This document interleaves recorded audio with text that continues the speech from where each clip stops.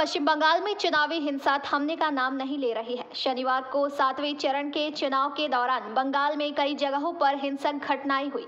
चुनाव खत्म होने के बाद भी शाम को जमकर बमबारी हुई है।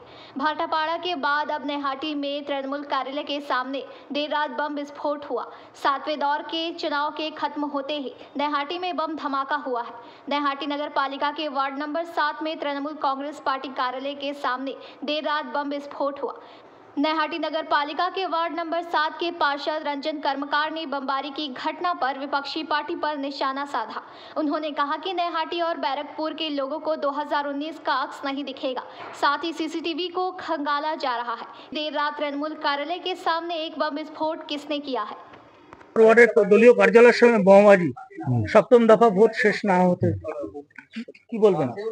সপ্তম দফার আর কি ভোট শেষ না হতে হতে ওরা আবার দেখাচ্ছে 2019টাকে সবাইকে মনে করিয়ে সবাইকে ঘরে ঢোকাতে চাইছে, কিন্তু আমরা ঘরে ঢোকার লোক না। আমরা ময়দানে নেবেই পার্থভূমিকের সাথে কাঁধে কাঁধ মিলিয়ে গুন্ডা দমনই করব আমরা। কিন্তু বোমাবাজির ঘটনা যেখানে পার্থভূমিক আপনাদের নেতা এবং ব্যারাকপুরের যে প্রার্থী তিনি বলে গুন্ডারাজ দমন করে, গুন্ডারাজ দমন তো অরিজিনাল হয়েছে। এর তো 2019-এ আপনাকে দেখেছেন দিনের আলোতে ওরা করেছিল, এখন রাতের অন্ধকারে করছে কিসের জন্য? গুন্ডারাজ দমন হয়েছে বলেই রাতের অন্ধকারে এসে চুরি করে এসব কাজ করছে।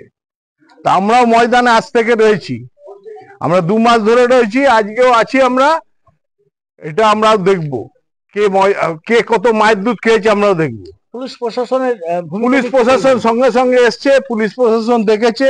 পুলিশ প্রশাসনকে আমরা সিসিটিভির ফুটেজ যা দেওয়ার দিয়েছি। আমরা পুলিশ প্রশাসন এখনো পর্যন্ত আছে, পুলিশের কাজ করছে, আমরা আমাদের কাজ করব। Bureau report PBTV news. नियमित अपडेट एवं दुनिया भर की ताज़ा खबरों के लिए हमारे फेसबुक पेज को फॉलो एवं यूट्यूब चैनल को सब्सक्राइब करें।